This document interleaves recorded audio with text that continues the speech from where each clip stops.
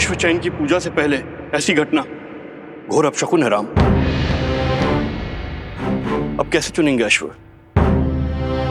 कोई बात नहीं, बचे हुए अश्वों में से ही किसी एक का चुनाव कर लेते हैं।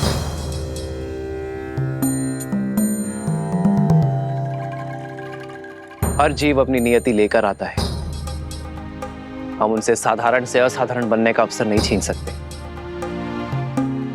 पहले जो अश्व खो गए उन्हें खोजा जाएगा और फिर अश्वमेध यज्ञ के रूप में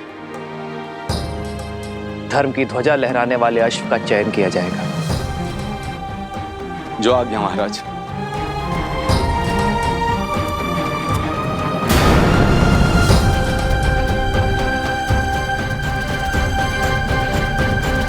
ध्यान से सुनो, तुम सब यही रुको और इन वृद्ध दंपत्ति की रक्षा करो। मैं और भैया उन दुष्टों से इनकी पुत्री को बचा कर लाते हैं। आप चिंतित ना हो, निश्चिंत रहिए, शीघ्र ही आपकी पुत्री यहाँ होंगी। आयुष्मान। चलिए भैया। भैया सोमकर्ण को भी ले चले। क्यों? तुमने तो कहा था कि मैं सदा फंस जाता हूँ। तभी तो साथ ले जा रहे हैं। हमारी दृष्टि के सामने फंसोगे तो हमें तुम्हें बचाने में सरलता होगी। यहाँ आए और पता चला तुम खो गए, फिर कहाँ खोजते रहेंगे तुम्हें। चलो अब।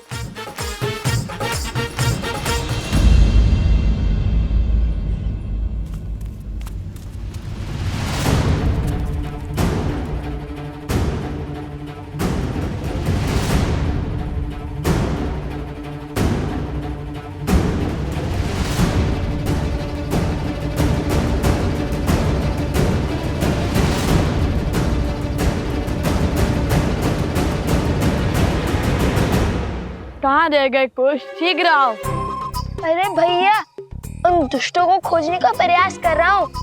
यदि वो हमसे दूर जाएंगे तो उनकी ध्वनि तरंगों के माध्यम से हमें सुनाई देगी।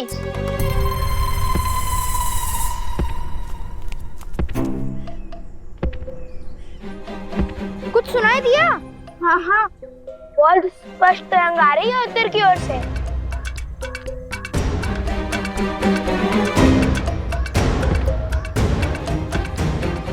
अरे हाँ, मुझे भी सुनाई दे रहा है। तरंग बहुत ही निकट से आ रही है, अर्थात वो उद्दंडी स्वयं ही हमारे पास में फंसने आ रहे हैं। कैसा पाश? वही जो तुम दोनों ने बिछाया होगा। तुम केवल भूमि से ध्वनि तरंग सुन रहे हो, पवन में आ रही ध्वनि नहीं। ये कोई दुष्ट नहीं, मदमस्त गज है। वो उस ओर से आ रहा है। गज?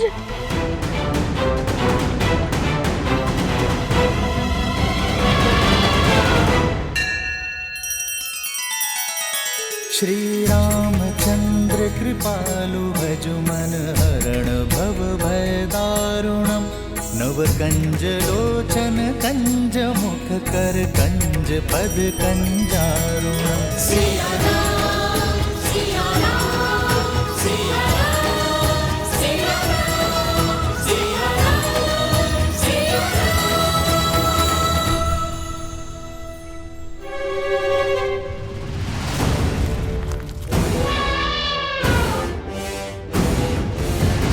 तैयार? तैयार।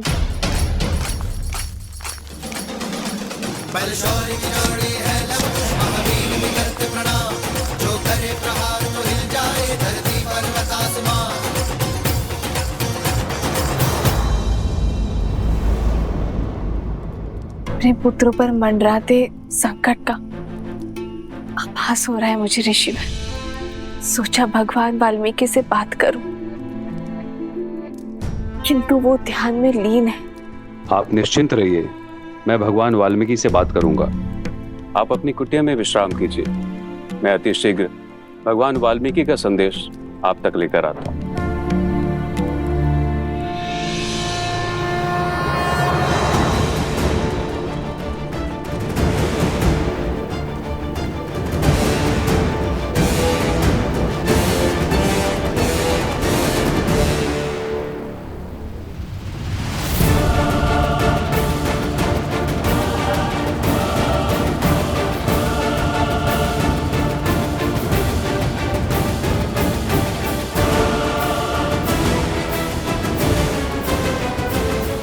क्यों मृत्यु के मुख में चले आ रहे हो बालको? लौट जाओ।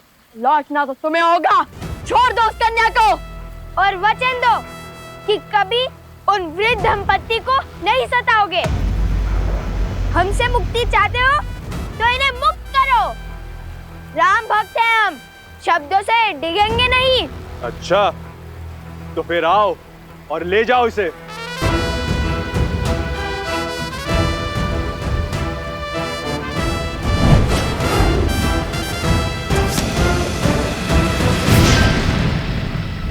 वचन देकर पाप किया है तुमने, दुष्ट से अधर्मी बन गए हो।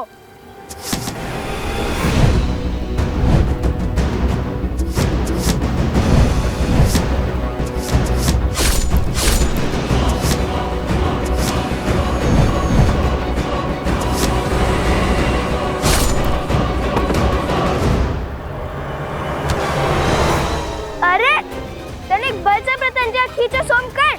देखो ऐसे।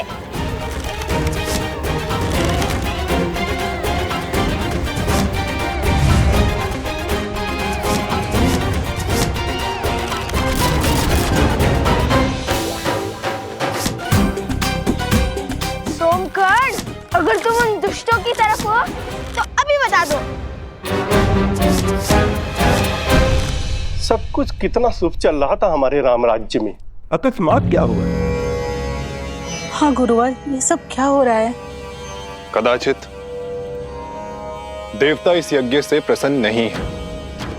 यदि ये यज्ञ उचित समय पर प्रारंभ ना हुआ तो इस यज्ञ और यज्ञ का संकल्प लेने वाले राजा का कोई मूल्य नहीं रहेगा। बस अब इससे अधिक मैं और कुछ नहीं कह सकता। सबका भला।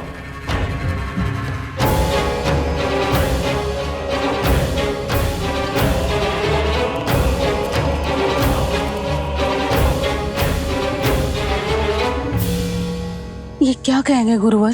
श्री राम का मोल ना रहा तो हम भी मूल्यहीन हो जाएंगे।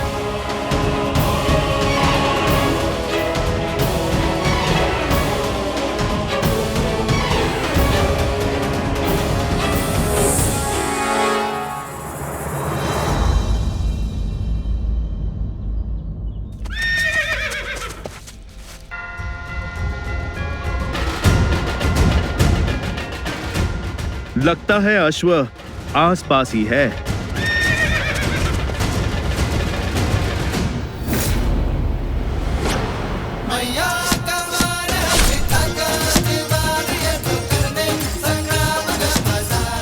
भागो तुम लोग।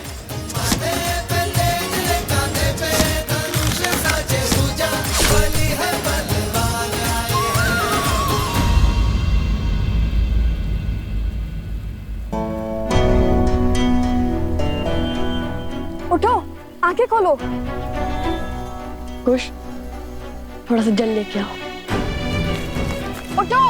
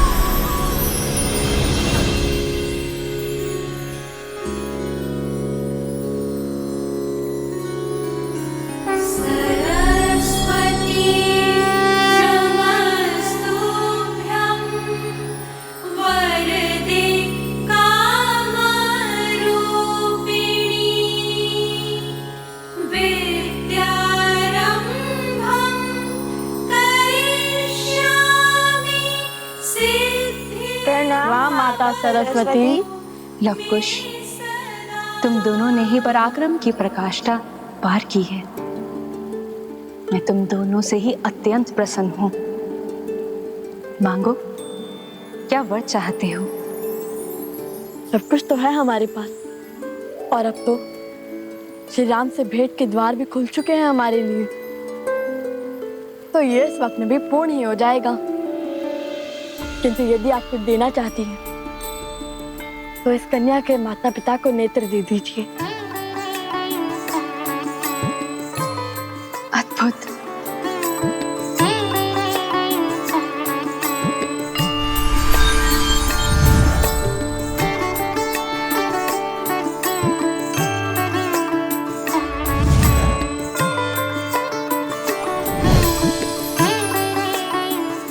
ये भगवान विष्णु का प्रतिरूप दिव्य शालिग्राम है। ये उस दंपत्ति को दे देना, उनकी दृष्टि लौट आएगी।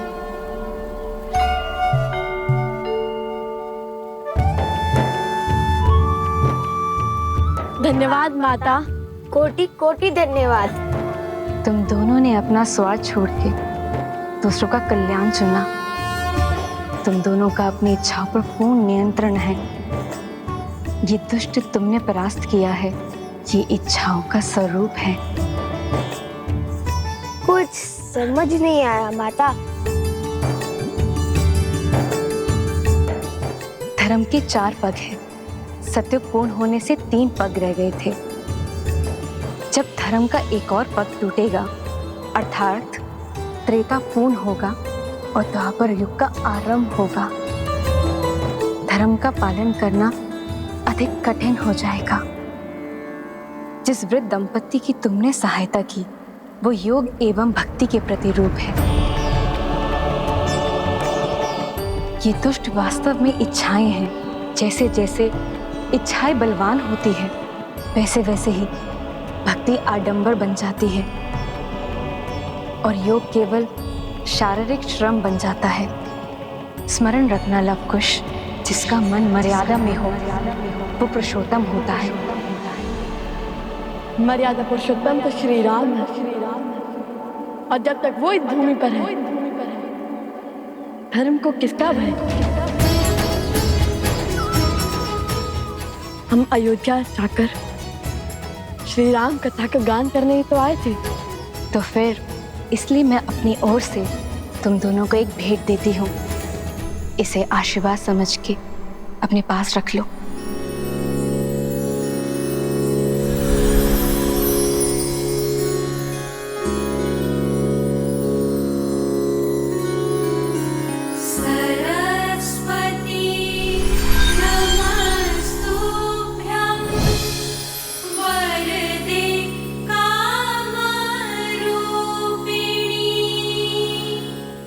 कला अंतर मन के भाव को स्पष्ट करती है और ये वीणा तुम्हारे मन के भावों को ध्वनि देगी। इस वीणा के साथ राम कथा का गायन करोगे, वो कथा समय के अंत तक अमर हो जाएगी। धन्यवाद माता, कोटि कोटि धन्यवाद।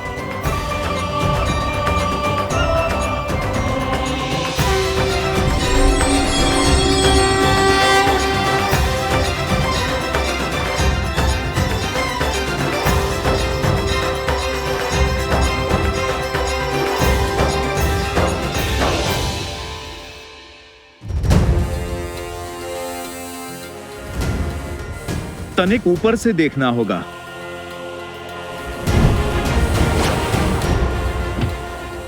जय श्री राम। बजरंग बली हनुमान, जय जय महाबली हनुमान। भैया, मुझसे तो प्रतीक्षा ही नहीं हो रही। मन कहता है इसे अभी बजा कर देखूं। माता सरस्वती ने कहा था कि ये हमारे मन के भावों को ध्वनि देती है, इसलिए हम इससे राम भक्ति की धुन में गुंजाते हैं।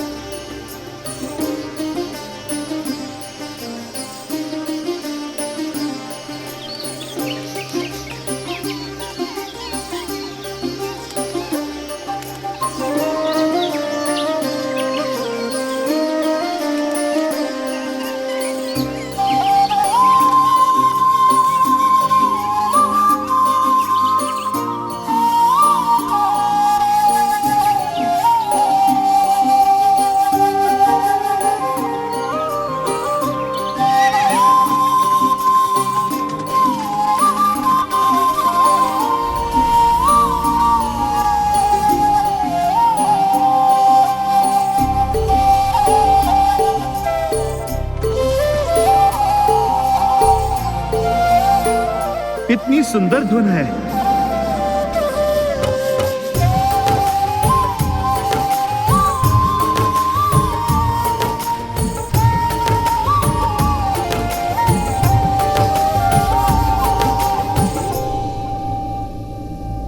गुरुवर,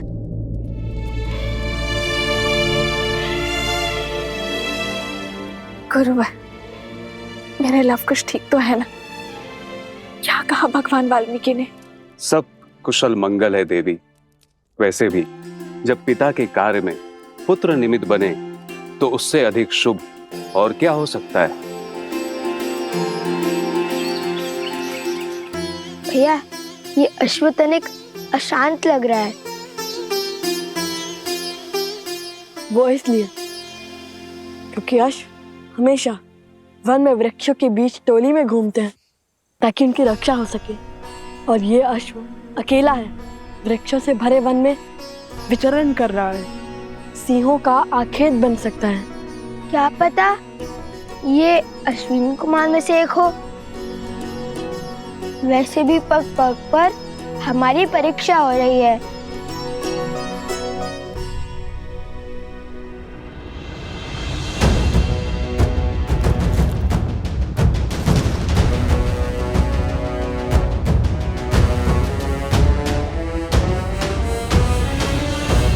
समस्या का जड़ अवश्य ही ये सोमकर्ण है।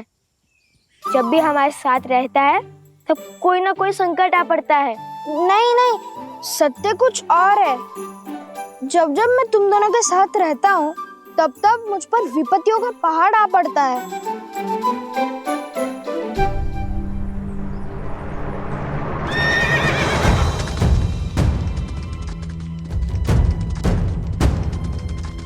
संभाल कर मित्र, चोट लग जाएगी।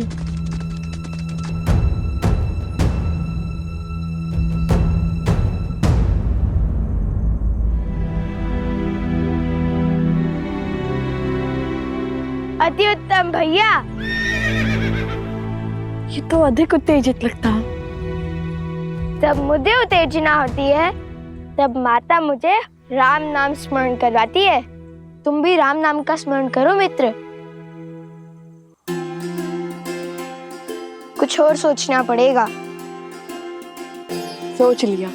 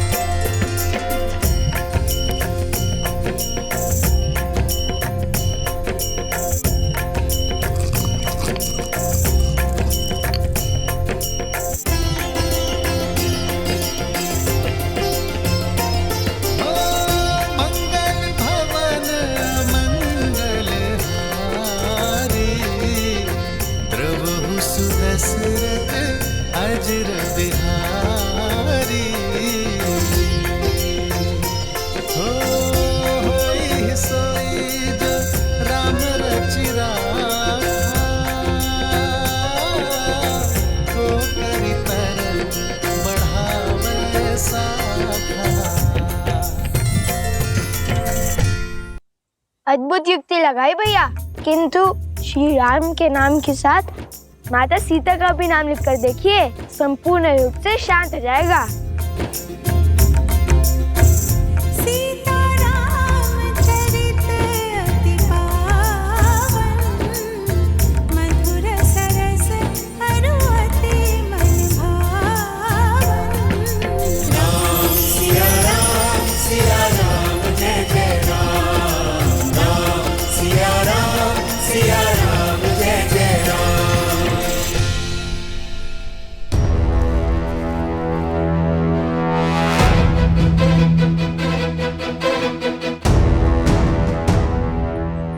अश्व।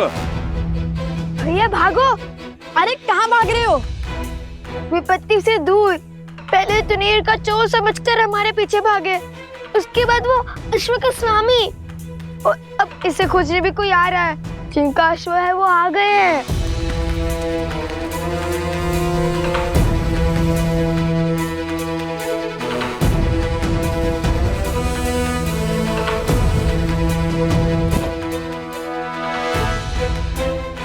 हम चलते हैं। कहीं हमें अश्व चोर ना समझ लिए। इन्हें समझाने लगे तो अयोध्या जाने का अवसर छूट जाएगा। बात तो उचित है। ठीक है मित्र, अपना ध्यान रखना। हम चलते हैं। यदि प्रभु श्री राम ने चाहा तो फिर भेंट होगी।